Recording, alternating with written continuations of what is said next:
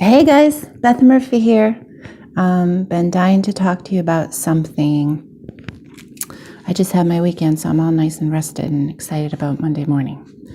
So this is going to be under my Energetically Speaking because it's not really an INFJ thing, but I hope my INFJ friends will tune in because honestly, I feel like you would get or enjoy the things that I get or enjoy, because that's kind of what they wind up saying about us. And since we're so deep, I feel like we enjoy thinking on that deeper level. And that's what metaphysics is for me. So I have a metaphysics category, and that'll be for a little more offbeat stuff, a little more, it technically means the nature of reality. So it might be more complicated or less interesting. And then I have Energetically Speaking. I'm really trying to talk to anyone that might be interested, but I'm putting us in there. I'm putting the INFJs in there automatically. And I really, really, really, really want to teach things that have been helpful to me. That's the purpose of this. It's like I have it in me. It feels good flowing through me. So it needs, a conduit. It needs somewhere else to go besides in me. Stagnant energy is not good energy. Okay, so I like to tie it into a story because it helps teach. Now, some of you may have been with me when I was explaining. I had a friend that was an INFP, and then we kind of just reached an impasse. And I believe it's because of her P, because I used to be a P. I used to test like a P, and I remember how I was back then, and it was not always to my advantage, not to my betterment. And, I put us in the title, and I put the INFP in the title, but I only meant it to attract the INFJs that had an INFP in their lives. But of course, I attracted INFPs, and that wasn't fun for me because they kind of like took offense sometimes at what I was saying and not misunderstood me. And you know how we hate that. So I really don't want to involve other people. I just wanted to have my little moment with you guys. But I am talking about her today, the INFP, because it's a perfect way to describe something I want to teach you about energy. Something that you can carry around and think about, and it literally could change your life. I feel very strongly about just this one lesson, because I know that was true for me. And so I'm going to use that old friendship as an example, because I want to point out that you can care about someone and leave them and be fine. And I'm going to explain how that can come to be if you have that issue, because I know some of you in my past videos maybe have commented about difficult people in your life. And I hear you. I hear you. And your only job is to take care of you. That's why I call myself an INFJ advocate. It's very clear to me you have one job, all right? That's take care of you, and then you'll watch everything around you will kind of unfold in the way that it needs to unfold. You don't have to have a lot of drama about it. All right, that's why I get up and talk to you when I can.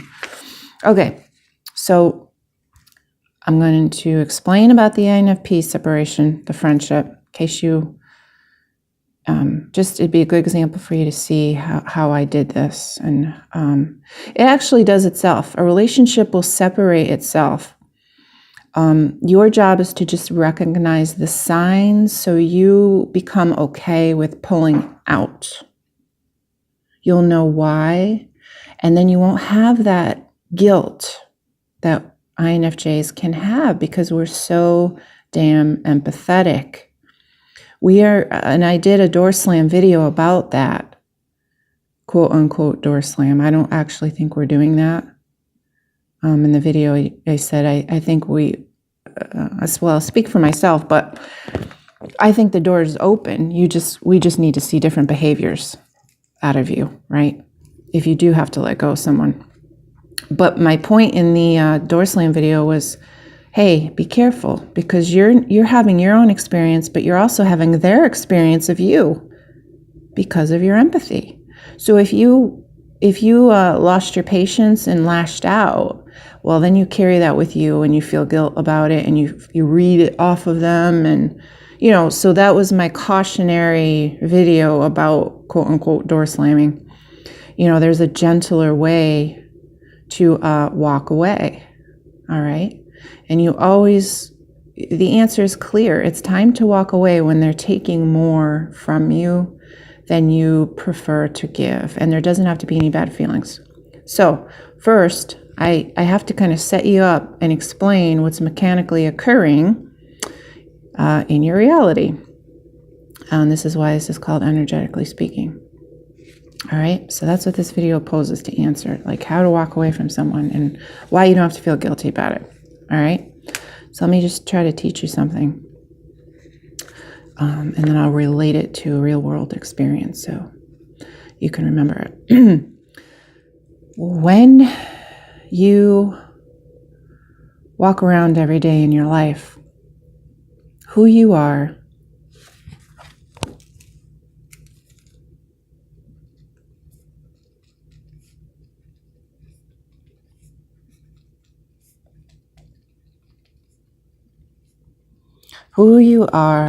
is your consciousness. All right. So these are who you are. There are the thoughts that you're thinking. You're thinking the thoughts, and then you're merging them with your belief systems, and then you're having feelings about it. And those feelings are emanating from you, and they are dictating the reality that you see before you. All right. This should get more clear as I speak rather than complicated. Sorry, I have to write these things. You can only perceive what you are a vibration of, okay? You can only perceive what you are a vibration of. That's the core of this. You don't have to get it all at once if you never heard this before. So let's say if you're kind of a jerk, well, you go out in the world and you see jerky things. You can probably think about your Facebook news feed and understand what I'm saying. People that are at a certain mindset live this. They walk around being it, and they're magnetized towards it, and they're noticing it. Wherever they're at is where they're at. One person of a negative mindset can walk down the street and pick out everything going wrong with the street. They will see the garbage. They will see two people having an intense conversation and maybe jump to conclusions that they're arguing. They might note some clouds and think that a storm is rolling in instead of rolling out. They are having a whole other experience. Someone else of a positive nature might walk down the same street and they're seeing a little girl laughing or pointing to some balloons or looking on the horizon and noticing things that other person isn't noticing just because of the nature and the state of their being. All right? That's what's happening to everyone every day. When we say you create your own reality, that's what we're talking about. Now, back to my purpose. You needed to know that in some fashion before I continue. So, you have kind of a set point, all right? When I was younger, my set point was down here, all right? These are like feelings numbered in order of, let's say, positivity and negativity. You know how negativity feels. You don't like it, all right? So my set point when I was younger was, everything from despair. We have anger, discouragement, blame, worry, doubt, disappointment, overwhelmment, frustration, pessimism. And then maybe my top was like a mix of boredom and contentment. Once in a while, I might be hopeful, and then I just do this all over again, depending on my thoughts, because the thoughts became the balance. Think about it as like a mathematical, just percentages that you just can't even imagine are so specific. But the percentages of your thoughts based on how they feel makes up your vibrational countenance. Did I just lose you? I hope not. Because each of these stages have like a vibrational quality to them, all right? Let's say these lower ones, these ones that do not feel good, let's say they were pulsing at like a bump, bump, bump, bump, like a lower bump, resonation like that, all right? Everything else out in the world, you are going to now perceive that goes bump, bump, bump, bump, bump. Like the guy in the street that imagines things going wrong, because that's his world. That's the thoughts in his head. That's all he can pull from. So that's how he sees his world. His world is colored by the lens of his perception. All right? So this is what I say, it all boils down to, you can only perceive what you have vibration of. So this is how everyone is having their experiences. All right? Now I'm going to get to my personal story so you can have some real world experience and you can use this for yourself. As I grew personally, I worked on myself diligently, always with a mind to reach out and get myself help, whatever I needed. And for me, it was always information, and that's my INFJness for sure. Just voracious. I just devour everything helpful to me, and I expect it to be out there too. That's another thing that ties into making up your own reality, what you believe. And I always believe there's somebody out there that could teach me something. So I magnetize myself, based on my belief and my expectations, to website after website, for decades now, helpful information. And then I gradually so the balance of my thoughts got higher and higher and higher. And then I was living from this state of being. So now my new bottom is I'm bored, but I'm mostly optimistic, hopeful. I expect good things to happen. And then I'll have my moments of passion and enthusiasm. And then sometimes I'll have those, crazy awesome moments where I love everyone. And that's my INFJness. Like, I kind of forget about boundaries, that I'm making other people uncomfortable. Sensor thinkies, I don't think they're tripping out like I am. Like when I'm just really like, wow, I love you all. But back to my point. So anyway, now my old friend, my INFP friend from long ago, I've seen her now and again throughout my life. But I used to be like her. I used to be, jealous, angered, blame, right? I used to be like that, like her.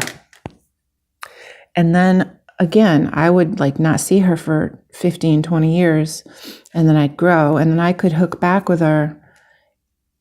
But only if her natural vibration and her natural state of being was close enough to where mine was.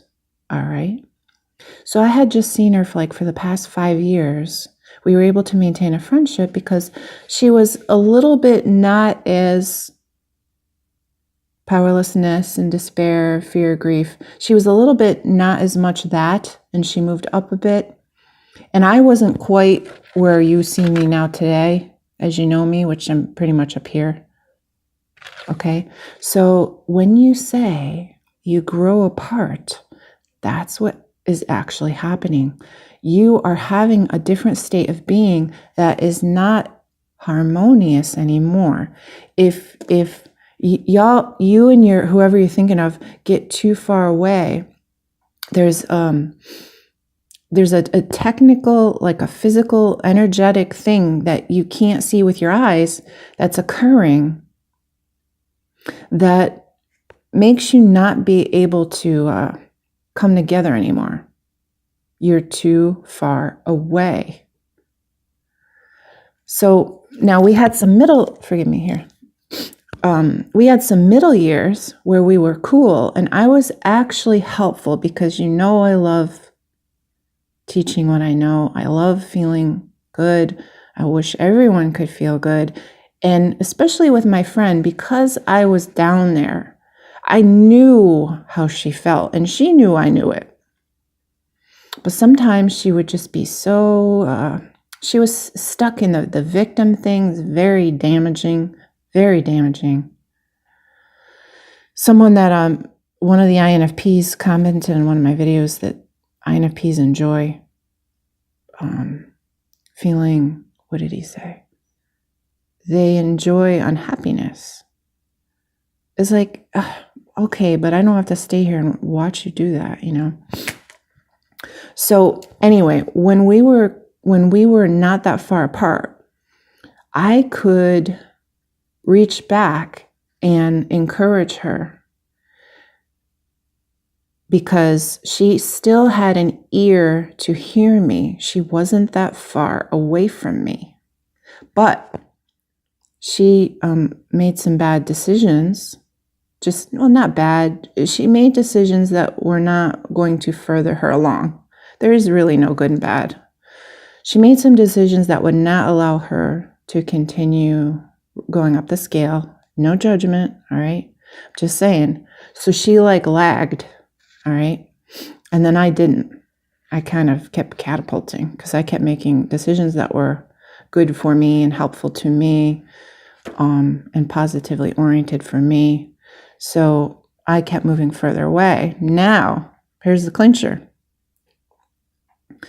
What that meant was, since we weren't kind of hovering around the same area, reaching back was not an option anymore because I was too far away. I was up here. So the very same words that she used to tell me, she nicknamed me, "Oh, wise one," because she was feeling me when I would offer her things that worked for me when she would come to me with upsets. All right. But when I got too, quote unquote, too happy, I became annoying. And this is her word, she admitted resenting me. And then we were no longer able to continue in the way that we were, even sharing things that weren't, even if usually what I'll do when I move away from friends and I can kind of feel the change, that it's nothing that's enriching me, usually I'll just be a little more thoughtful about the time that I spend with them.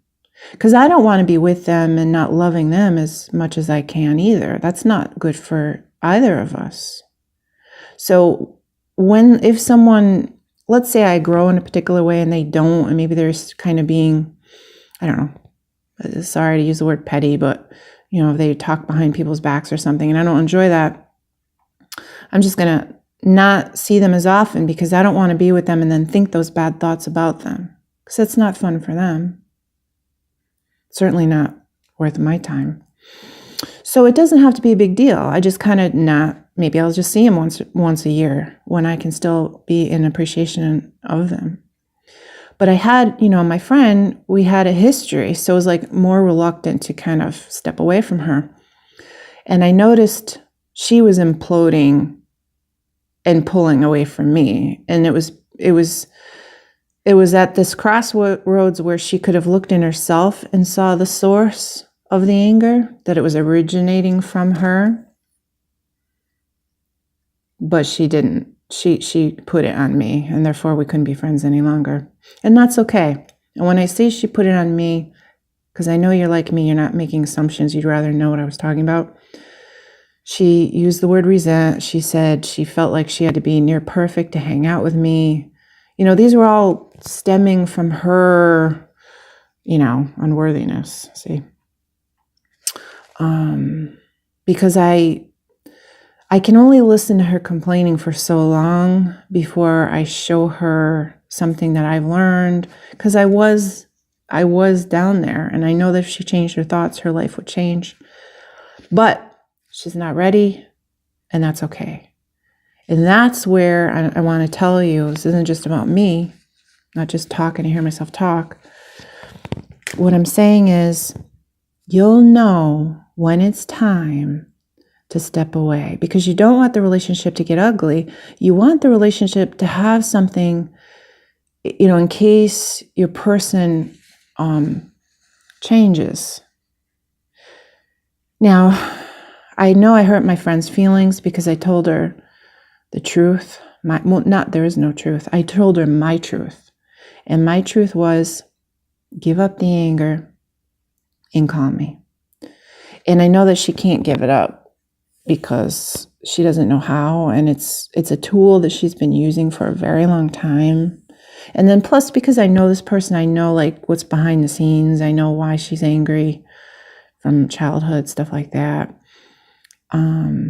But it does not mean I have to diminish myself to be with it. And we actually had been through this before, maybe almost 10 years ago, when she had an issue with a substance. I just didn't want to be around it because I've always been a little bit more knowing, in a knowing place. And that's not an ego thing. It's just a fact. All right. There's nothing wrong with her. You know why? Because there's no time. There's literally no time. I mean, no time exists. So how can there be an expectation that she should be going as fast as me, so to speak? There is none. There is none. So maybe she'll kind of like come up to where she's comfortable again, and what she used to resent me, she won't feel that way. Because I don't feel I've changed. I'm saying the same crap I always said to her that used to make her call me wise. But now I'm annoying because I'm a little too, quote unquote, too happy. But it's based in mechanics, okay? I heard it explained once in this way. This really is a vibrational state of being on some level that we're not completely aware of in our human form. And I'm telling you, it is like a harmony. You'll hear a symphony that'll work together, the notes will work, and then you'll hear something that is painful to your ears. And it's because they're too far apart. They're not harmonious. So where she's like going at a particular speed and I'm going like that, we hit now. If these were two cogs, now they're smashing. There's no harmony. So there's a mechanics behind it. And when you know that, it kind of eases the pressure off, because you say to yourself, as I said to myself, well, it's not very nice of me to try to drag my friend with me either. How hurtful of a message is that? Because that's basically telling her she's not, quote unquote, good enough. And she was feeling that. The more I tried to teach, as we became separated and I became annoying because it was too far apart, it was uncomfortable. That's just a natural process. That's just energy. That's not about the two humans that we're speaking about. It's natural. It's completely fine. All that's happening is the other person that, I'm saying is not just where I'm at. They have issues, and that's okay. They're just not been, here's the goal, integration. That's what negative, quote unquote, negative energy is. It's just not been integrated yet. It's something sitting there waiting to be healed. That's all. My friend is wounded. She doesn't like me right now. And that's okay with me, because I believe that I know more than she does, right? So if you know more than this person, if you have a person like this in your life, then all the compassion can come in and you just give them their space. Like I said my piece, I don't have to say anymore. I was very direct. there really wasn't any more sugarcoating it, after the lifetime I've had with this person on and off again. I said, the anger in you have to see it as you being the source. That was my last thing I was able to say to her. But she had been blowing off seeing me anyway, because I wasn't a good time for her anymore. Because as she said, I was, she didn't say I was too happy, but she was saying she resented that, everything in my life is great. And well, that's a bunch of bullshit. It's not great. I just present a life with a reality that I would like to see, and I minimize the negativity. I don't put it on my Facebook status. I don't make a big thing about negative crap.